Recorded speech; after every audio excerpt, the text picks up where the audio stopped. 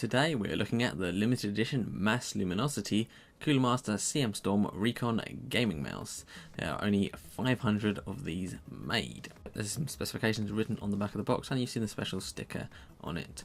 So I just want to tell you a little bit about who Mass Luminosity are. They are an international social media community for PC gamers and tech enthusiasts.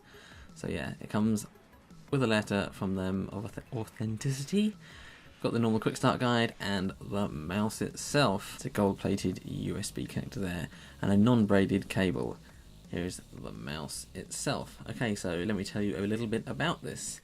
It uses an Avago 3090 optical sensor that's capable of 800, 1600, 3200 and 4000 dpi.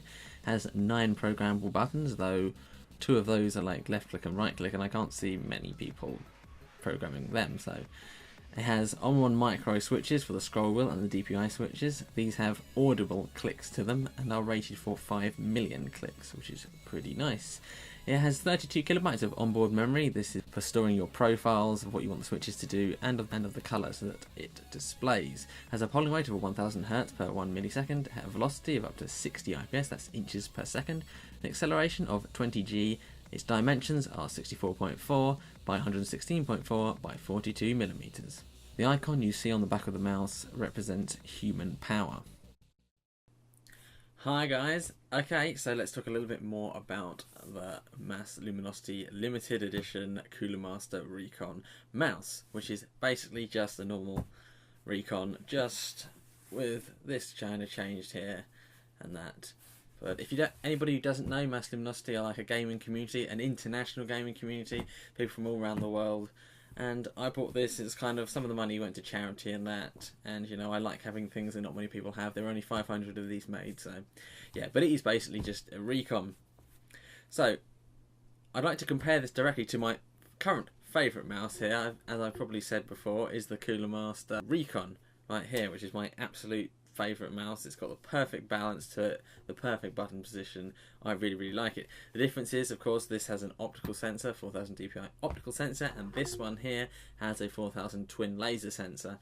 So, but we're not really talking about that at the moment. I want to go talk about the usability of this. Now, this does fit well in my hands. It is fairly small, I'd say, on the small side. Anybody with bigger hands than mine, I think, might struggle a little bit, but you know, it's alright. The things I personally don't like about it at the moment are the DPI buttons. After you've pressed them, you have absolutely no idea where it's on, without kind of, is it, which one is it, is it this, is it that? Whereas if you look at this one, we have a 1, 2, 3, 4, 5 here to adjust these different settings, and where the light is, you know that that's the one that it's on. It would have been nice to have something like that, because these are similarly priced products. I mean, this at the moment is actually on sale, so it's like £23 at the time of making this video, obviously, whereas this is around £34 or so, you know. But yeah, as it's ambidextrous, I suppose it has to compromise a little bit on placement of buttons. I did find having these the other side, I just kept pressing them with my fingers. So, but it does come with software that you can download that you can turn these off, which is what I did. And after that, it's very good in first-person shooter games. It's very good. Obviously, I do miss my aiming button, which is right here, or with the whatever the other one I had was called, the one that looks weird, the Rat 5. Yeah, that had one of those precision aim buttons that this doesn't have, because I like to keep these ones here on as back and forward. So there we go. And you need the software if you want to change the colour of these lights here. I've changed it to green because it matches my motherboard. That's not really why. I don't know. Another criticism, so to speak, of this is it doesn't have a braided cable. Once again, like this. So it seems like they're trying to save some. I mean, there's nothing wrong with this cable. It's got good flexibility in it. It doesn't feel really cheap, like it's going to fall apart a second. This mouse does feel slightly lighter. This actually weighs 139 grams, which is slightly too light for me personally. But again, yeah, it sounds like I'm absolutely slating this thing off, but this is actually a really good mouse. I just happen to really love the Inferno, which is just, it's perfect for me personally. Again, this is personal preference. So yeah, it's got an optical sensor in it, so what that means is it's not going to be very good for running over other surfaces like this. It means it's constantly being updated all the time, because it's an optical sensor. You've got an LED touching here and it's measuring everything constantly all the time, which is good for precision, but it's really not good if you're going to be like the type of person who sometimes needs to do it on their leg or something like that, whereas a laser sensor is much easier to redo like that. Okay, I'd just like to quickly talk about the polling rate of this mouse. Now, to explain what that is, the polling rate is how quickly your computer can receive the data from the mouse that it's asking for, how quickly it's asking for it. And it's 1000 Hertz every 1 millisecond on this, which is pretty good. And, you know, I don't think you're ever going to find a problem where, oh, it's not updated, not in kind of regular gaming. And certainly the type of person who's going to be watching this isn't, you're not a pro gamer. You don't want to be a pro gamer, trust me.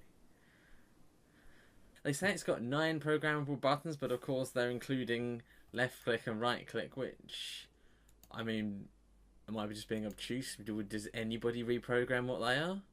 I suppose it means in a game you can reprogram them to something else, but yeah, they tend to be fire and aim, and I'm not sure why you'd want to, yeah, I don't know why you'd want to reprogram that.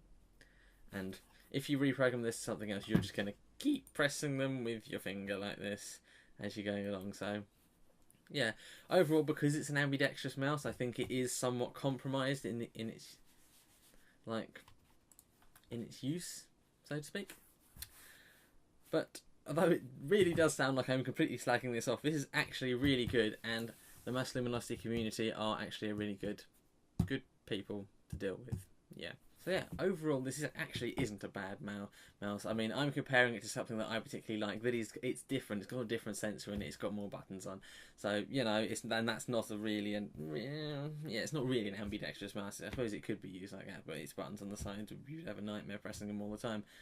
So yeah, I'd played a lot of, especially first-person shooters with this, and it was good. It glides really nicely. Well, on a good surface, it doesn't get stuck down. And like I say, though it does feel a little bit too light for me, it's really good. And went through a lot of work. Mass Luminosity went through a lot of work to pick this as like the mouse that they were going to do this special edition of. So yeah, a lot of people do like this type of thing. It's just I'm more of a laser sensor man than an optical sensor. But yeah, so the Cooler Master Recon has a thumbs up from me, but in all honesty, I would buy an Inferno instead. Okay, thank you guys for watching. Let me know in the comments below, are you an optical man, or are you, I say man, you might be a woman, so optical person or laser sensor person when your mouse? What type of thing do you like? And do you set your are you the type of person who would use a high DPI setting? Because I keep mine kind of around the 1600 setting. I've never really felt a need to go any higher than that. But yeah, I'd be really interested to know what you think. So yeah. Thank you very much for watching. Have a great new year, guys, and I will see you next year.